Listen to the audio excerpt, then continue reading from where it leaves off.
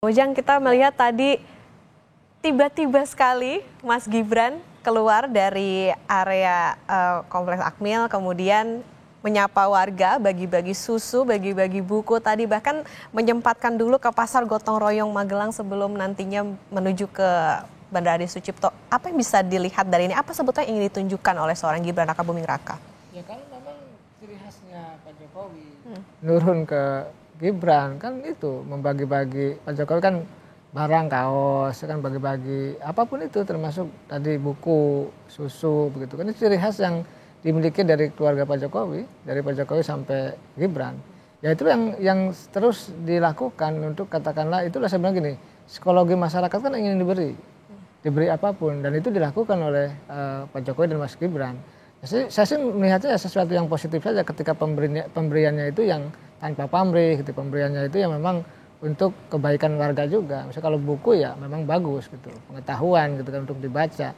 Nah saya melihat bahwa gaya-gaya seperti itu memang kan gaya-gaya belusukan yang sudah lama ya dilakukan oleh keluarga besar Pak Jokowi. Termasuk Gibran juga ketika dulu di Wali Kota Solo juga sama.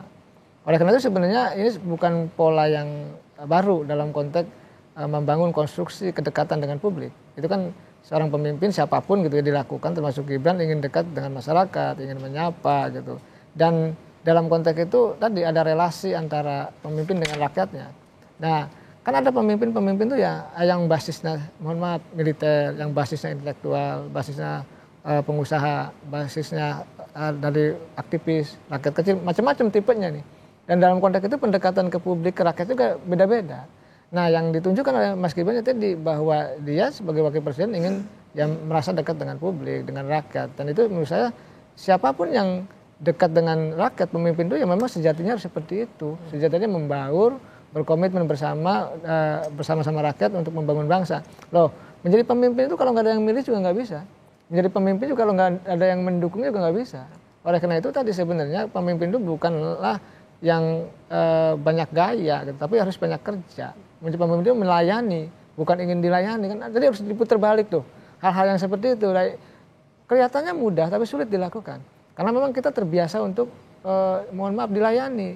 Dari mulai misalkan makanya di Magelang kan tidak ada ajudan, tidak ada aspri, katakanlah ya sendiri gitu ya. Itu kan menunjukkan bahwa Prabowo yang mengatakan ya sejatinya pemimpin itu ya harus selain dekat, selain menyapa rakyat, harus melayani, bukan ingin dilayani.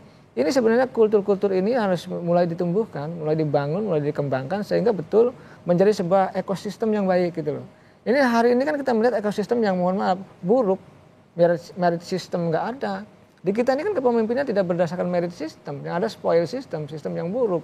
Maka orang ingin menjenjang karir apapun kan yang ada adalah kedekatan, yang ada suap menyuap, yang ada suap menyogok. Kan ini menjadi problem bagi kita.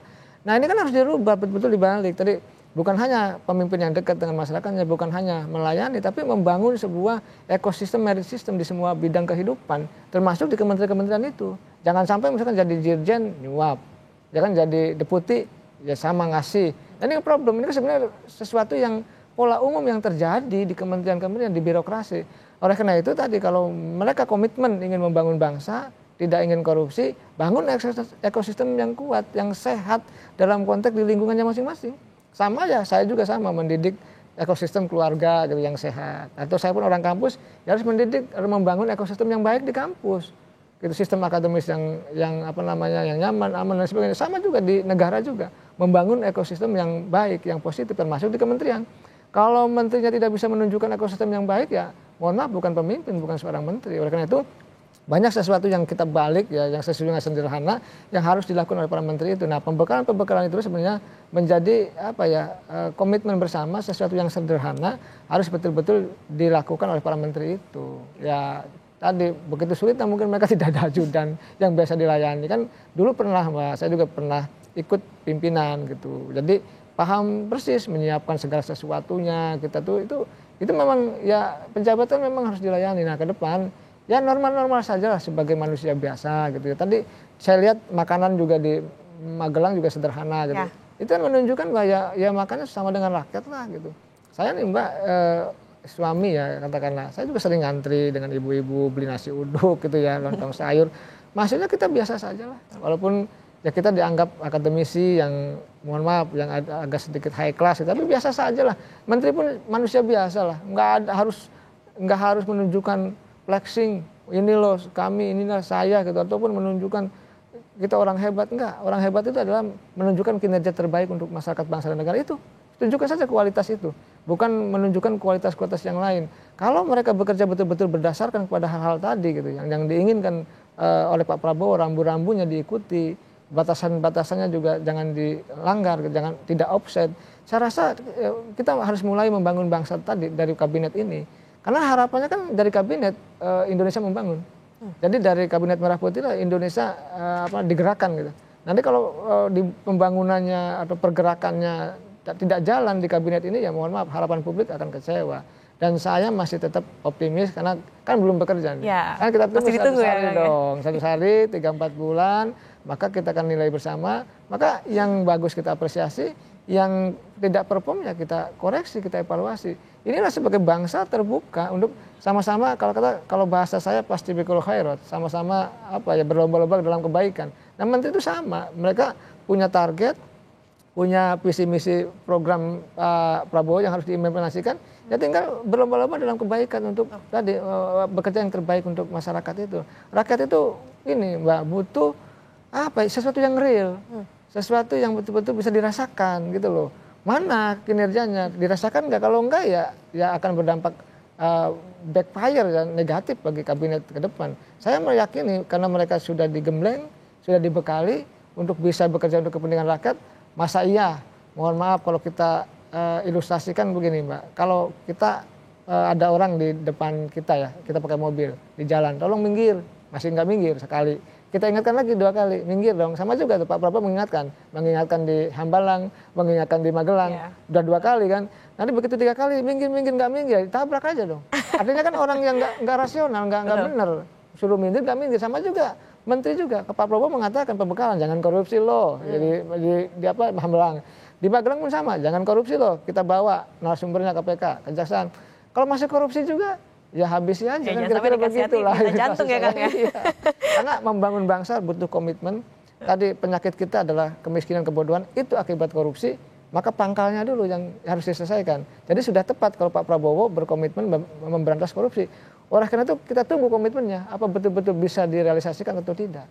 Artinya tidak hanya merakyat ya Kang, tapi tadi juga ada terbangun ekosistem yang itu tadi mendukung bahwa harus sevisi begitu, bagaimana mereka bekerja untuk rakyat, tidak ada batasan dengan rakyat, tetap mendengar begitu. Yang jadi persoalan juga kan kalau sekarang kan kita juga tidak bisa menafikan bahwa permasalahan salah satu yang paling besar mungkin ada soal korupsi ya Kang ya. Karena kan tadi ya banyak adanya program-program yang baru seperti makan bergizi gratis lah gitu, taruhlah itu. Ada tidak sih Kang sebetulnya solusi jalan keluar bagi pemerintahan berikutnya supaya jangan sampai nih program-program yang baru yang populis terutama, ya jangan sampai itu tadi jadi celah-celah bagi mereka untuk bisa melakukan korupsi. Apa sebetulnya yang bisa menjadi konsekuensi begitu bagi pemerintahan berikutnya? Ya kalau kita bicara pemerintahan berikutnya ya mungkin mereka juga akan mengamati, melihat, menilai ya terkait dengan program makan siang gratis ini. Apakah memang endingnya sukses atau setengah sukses apa tidak. Tapi saya meyakini ya karena ini sudah menjadi astacita bagian daripada program prioritas, maka akan dikawal betul oleh Pak Prabowo. Jadi kalau ibaratnya akan dipelototi gitu, akan dikontrol secara ketat. Makanya dibikin badan sendiri gitu kan untuk menangani masalah ini karena itu konsen. Artinya kalau kita bicara pemerintah berikutnya ya tentu batasannya sangat sederhana sih. Jangan ngambil yang bukan haknya. Jangan menguntil kalau bahasa saya menguntit ya tadi hak orang lain. Itu aja sebenarnya, kita ini kebanyakan terlalu mohon maaf seenaknya gitu, hak orang lain diambil, tadi hak rakyat diambil, sehingga tadi begitu kita bicara program-program di kementerian, program-program janji-janji presiden pun ya kalau otaknya sudah rusak gitu ya, kalau mentalitasnya sudah rusak ya keinginannya ngambil padahal bukan haknya. Ya ini sebenarnya membangun kesadaran itu. Nah, saya selalu mengatakan Mbak Okta bahwa kalau mereka itu berjiwa negarawan, mestinya mengesampingkan kepentingan pribadi, utamakan kepentingan masyarakat bangsa dan negara. Yang kedua, kalau memang mereka berjiwa negarawan, menteri-menteri itu, pemimpin-pemimpin itu, maka sebenarnya ucapannya, tindakannya, perilakunya mencerminkan kepentingan masyarakat bangsa dan negara.